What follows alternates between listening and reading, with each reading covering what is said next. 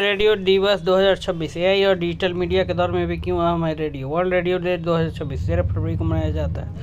इसमें रेडियो को एक पावरफुल पब्लिक सर्विस मीडियम के तौर पर सेलिब्रेट किया जाएगा। यह दिन 1946 में यूनाइटेड नेशंस रेडियो की स्थापना के याद में मनाया जाता है। इस साल की theme radio and artificial intelligence AI is a tool not a voice, यानी रेडियो और आर्टिफिशियल इंटेलिजेंस एआई सिर्फ एक टूल है, आवाज़ नहीं। इस बात पर जोर देती है कि टेक्नोलॉजी इंसानी टच को बदले बिना ब्रॉडकास्टिंग को कैसे सपोर्ट कर सकती है। भारत में ऑल इंडिया रेडियो एआईआर से लेकर कम्युनिटी रेडियो स्टेशन तक रेडियो शहरी और ग्रामीण इलाकों में लाखों लोगों की जानकारी देता है, सिखाता और जोड़ता है। वर्ल्ड रेडियो डे 2026 की शुरुआत यूनेस्को के 2011 में अपने 36वें जनरल कॉन्फ्रेंस के दौरान लिए गए फैसले से हुई। यूनाइटेड नेशन जनरल असेंबली ने बाद में इसे 2012 में अपनाया, जिससे 13 फरवरी एक ऑफिशियल इंटरनेशनल दिन बन गया। यह तारीख यूनाइटेड नेशंस रेडियो के लॉन्च की निशानी है।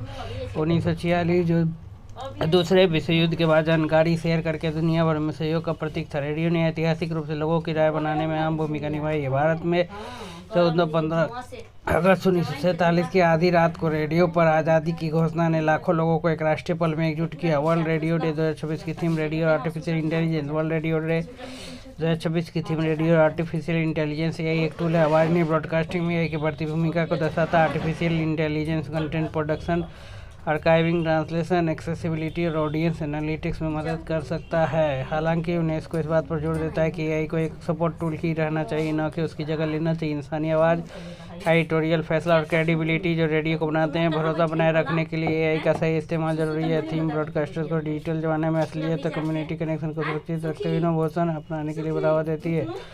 ऑल इंडिया रेडियो भारत की पब्लिक सर्विस की ऑल इंडिया रेडियो, जिसे आकाशवाणी के नाम से भी जाना जाता है, 1936 में शुरू हुआ था। प्रसार भारती के बहुत काम करता है। भोजन हिताय बहुजन सुखाय के मोटो के साथ एआईआर भारत की लगभग 99.19% आबादी को सर्विस देता है। लगभग 92% जोग्राफिकल एरिया को कवर करता है। एआईआर चलता है 591 ब्रॉडकास्टिंग सेंटर, 23 भाषाओं और 182 वॉल्यूम प्रोग्राम देते हैं। इसके कंटेंट में न्यूज़, खेती, शिक्षा, आपदा अलर्ट, म्यूजिक और पब्लिक अवेयरनेस कैंपेन शामिल है। फानी 2019 जैसे साइक्लोन और कोविड-19 महामारी के दौरान एआईआर ने समय पर कम्युनिकेशन पक्का किया, खासकर उन इलाकों में जहां इंटरनेट कनेक्टिविटी कम थी। भारत में कम्युनिटी रेडियो ज़मीनी आवाज़ को मजबूत करना।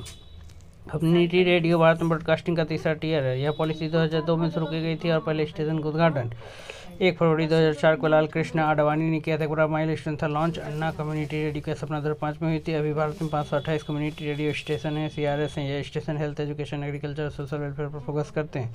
वे लोकल बोलियों में ब्रॉडकास्ट करते हैं, लोक परंपरा को बचाते हैं और लोकल कम्युनिटी को मजबूत बनाते हैं।